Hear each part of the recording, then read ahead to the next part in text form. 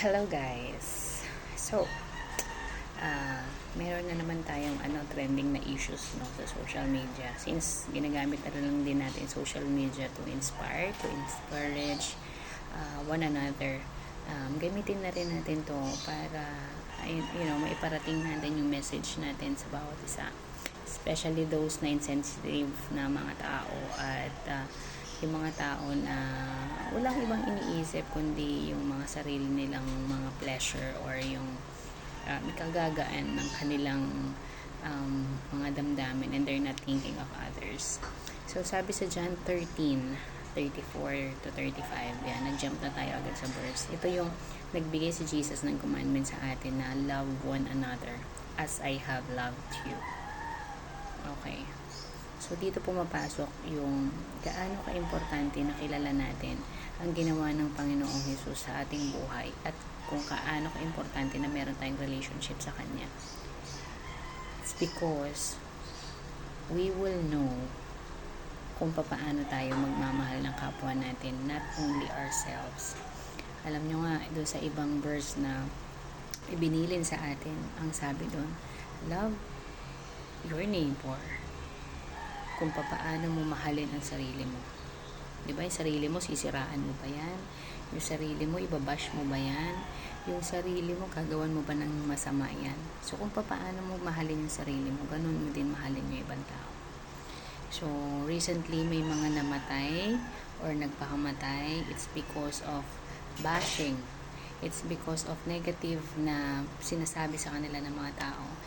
Because may mga insensitive na tao na walang ibang ginawa kung hindi mag-comment ng hindi maganda sa social media. Well, on the other hand, sabi ko nga sa mga anak ko at sa mga nakakausap ko, kung ayaw natin na may nababash sa atin or nakokomentan yung post natin na hindi maganda, di wag tayo mag-post.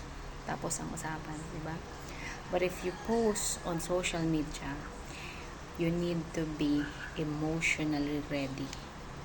Because you cannot please everybody. Kahit gaano kaganda ang sinasabi at sinishare mo on social media, you cannot please everybody. So you need to be emotionally stable, you emotionally ready on the feedback that you may receive in social media. On the other hand, some people use social media to express themselves. So, para naman doon sa may mga utak na tao, sorry ha, ako talaga ay real talk talaga magsalita kahit sa personal, doon sa may mga tamang pag-iisip na tao, you should think twice when you comment. Yung iba kasi nantitrip lang talaga no? So hindi ko alam kung gaano katinuan meron kayo, pero if only we apply the commandment of Jesus to us to love one another, we will be sensitive on what we're going to say on social media. Kasi hindi mo alam pinagdadaanan ng tao na yun. Buti yan kung kasama mo yun sa bahay, alam mo yung sitwasyon, medyo nagtatalo kayo, may nasabi kang hindi maganda. Kasi alam mo yung sitwasyon, alam mo yung kalagayan ng tao na to. Pero you saying or bashing people that you don't know, na alam mo yun, you're not being sensitive. Sabi nga, di ba, sa kasabihan, kung wala kang sasabihin na hindi maganda, huwag ka na lang magsalita. Kasi, hindi mo alam kung anong kalagayan ng mga tao na yan. Mga taong nakikita mo na nakangiti, it's not always they're okay. It's not always doing good.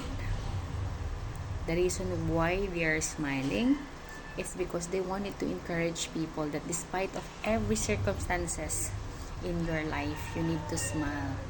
You need to rise up because you have the Lord that will support you, that will guide you, that will protect you. No, for some naman, they're just hiding themselves on their smiles. So why don't we just appreciate on what other people's doing, or if ayaw talaga natin doon sa post niya or ayaw natin sa ginagawa niya, iwasan natin yung post niya. Just scroll up.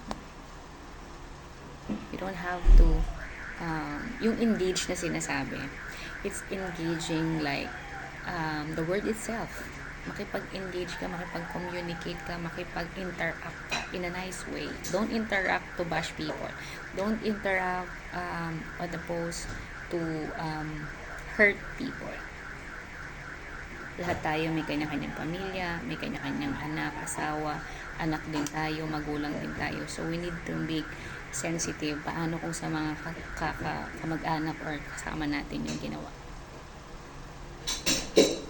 You just need to have a pure relationship to Jesus, to our God, para we know how to love each other, how to be sensitive on the feelings of each other. Yun lang, guys. So, medyo mabigat ang Monday natin ngayon, but I hope and I pray that mamumula tayo lahat sa mga nangyaring ito, sa pagpapakamatay just due to bullying, cyberbullying, cyberbashing, and all of that. Sana magising ang lahat na baka minsan mangyari yan sa kamag-anak nyo. So, ngayon pa lang, sa sarili natin, we need to change that. We need to make sure that we guard, we ask for the, we pray na i-guard yung heart natin, i-guard yung mouth natin, and yung mind natin before we speak, before we move, before we click. Yan lang, guys. So, don't forget to read your Bible, to know more about our God, to know more about Jesus. Bye.